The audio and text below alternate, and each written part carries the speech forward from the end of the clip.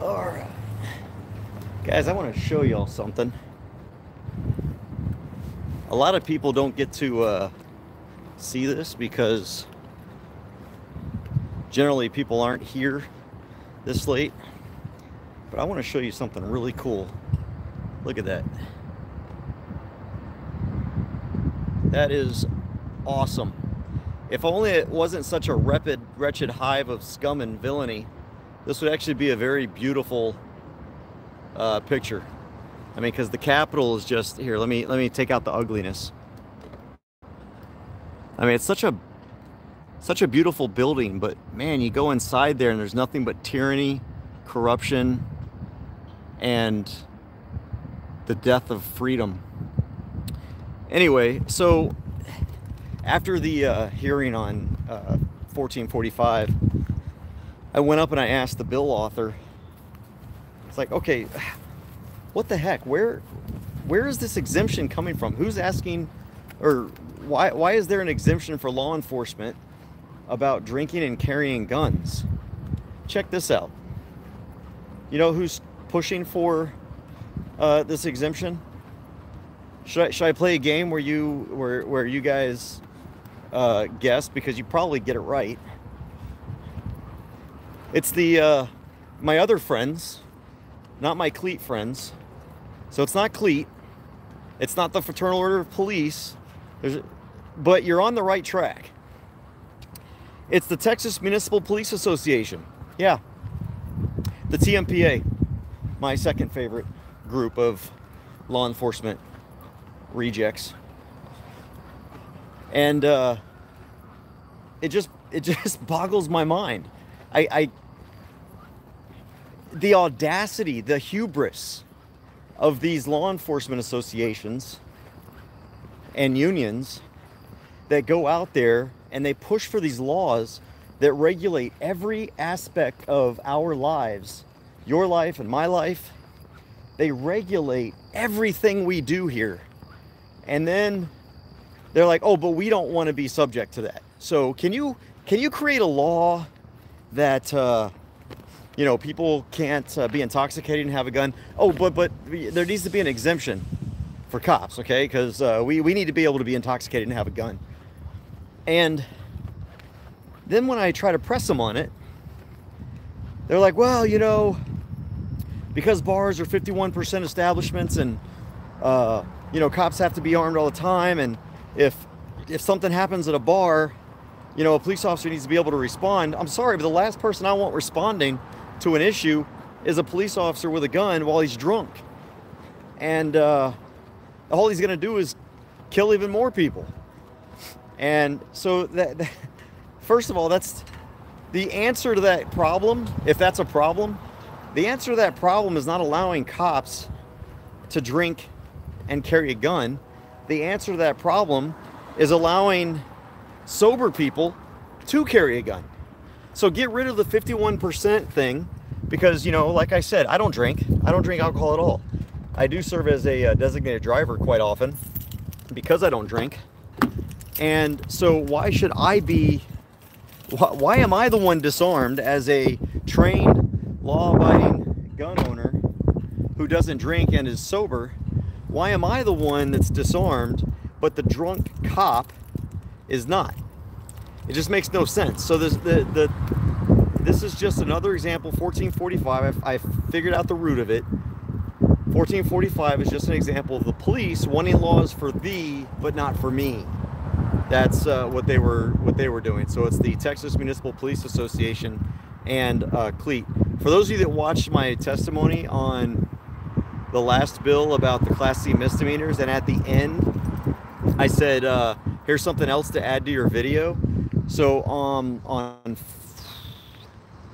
Thursday or Wednesday, sometime last week, I went and I'd registered for a bill. I'm gonna do this where I've got the Capitol behind me, because that's just such a pretty sight over there. But I registered against the bill, and then Cleet got, and I wasn't gonna testify, but then Cleet got up there and started talking stupid. And so I went up there and I said, you know, I wasn't gonna testify for this bill until I heard Cleet talk. And they took that clip from me last week. They slowed it down to where it sounded like I said, I wasn't going to testify until I heard cleat. You know, to make it sound like I'm retarded or something. And they use that. If you go to the Combined Law Enforcement Associations of Texas, CLEAT, C-L-E-A-T, if you go to their Facebook page, they actually created a video whining about how they're under attack, whining about how, oh, these poor cops, and, you know, everyone hates us. And look, here's some examples of people testifying and saying bad things about us. And I was the first one in that video, my testimony about saying I wasn't going to testify until I heard cleat. So, hey, I made their video. That's what I was talking about. That's what the reference was.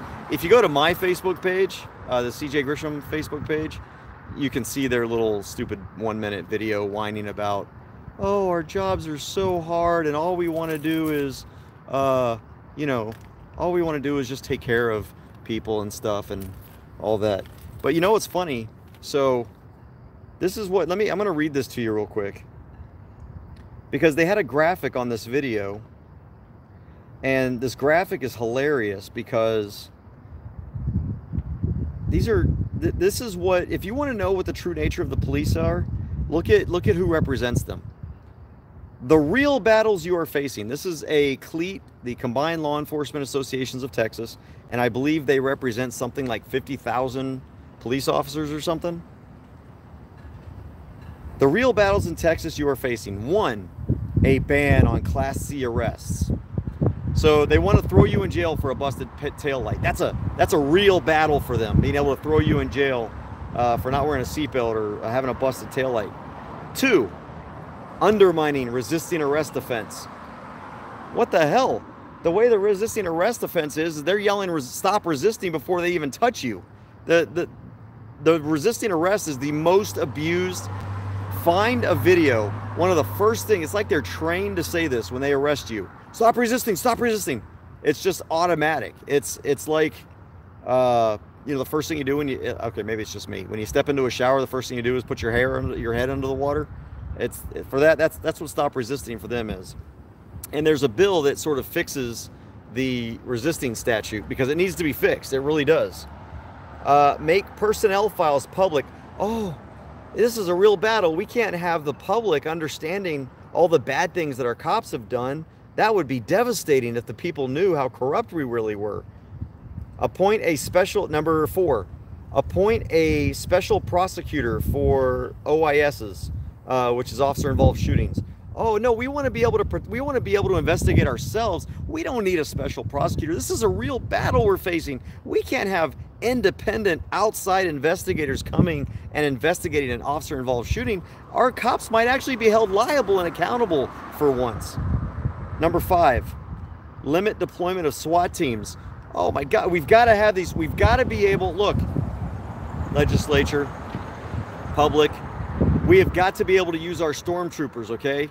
We've got them. We've got to use them, okay? If we don't use them, we might lose them. And how can you say we should limit deployment of SWAT teams? I mean, how are we going to kill all of these Americans, all of these Texans, if we don't have a SWAT team, or we have a SWAT team that's limited on what it can be used for? So they don't want any limits on their SWAT teams. They want to be able to just bust down doors for no reason and just start shooting people or get shot at. And by the way, SWAT teams are responsible for probably as many police officer deaths as anything else. And then finally, mandate civilian oversight boards. Oh my gosh, the CLEAT, Combined Law Enforcement Associations of Texas, are afraid of mandatory civilian oversight boards. Now, let me ask you this. If you're a law enforcement officer, or if you're a law enforcement department, or you're a law enforcement agency, what exactly are you afraid of that you would not want civilian oversight? Last I checked, the Constitution means that civilians are the oversight of government. That includes you, police officers. So let me recap this. This is the graphic, okay? And you can go to my Facebook page. I pulled this off of their video. These are the real battles you are facing. 1, a ban on all Class C arrests. 2, undermine resisting arrest offenses. 3, make personnel files public. 4, appoint a special prosecutor for officer-involved shootings. 5, limit deployment of SWAT teams. 6, Mandate civilian oversight boards. In other words, what CLEAT wants is a complete and utter lack of accountability for every law enforcement officer in Texas. That's what CLEAT is here fighting for. That's why whenever CLEAT goes up there and they start testifying on a bill, boy, do I listen close. Because if CLEAT's getting up there, let me tell you what's happening. They got their hands in your pockets, and they're also trying to figure out how they can undermine the Constitution. That's all CLEAT does. That's all the TMPA does. They want to take away your rights. They want absolute power for law enforcement without any oversight whatsoever from an independent third party. And sorry, I'm fixing my tripod here. So that's the origin of 1445. I know James said you just got in. I'll show, where is it? I'm gonna give James there. Look at that beautiful Capitol, James. Look at that, buddy. Anyway, I was talking about, I went to find out with the bill author, James, why there was an exemption for law enforcement officers in that bill. And what he told me was there was an exemption because the Texas Municipal Police Association requested it. So what the police want, the police get. Doesn't have to be good policy, because even he says, the bill author even said he agreed that, yeah, it makes sense. Not having an exemption makes sense. Well, if it makes sense, why'd you put it in there? Well, TMPA wanted it. So what the police unions want, the police unions get. Common sense be damned, your rights be damned, the Constitution be damned. The real power comes from the police associations, not the people, and not the Constitution. Guys, I'm tired as hell. It is almost 11:30. I'm going home. I've still got like a 2-hour drive. Take care. Be safe.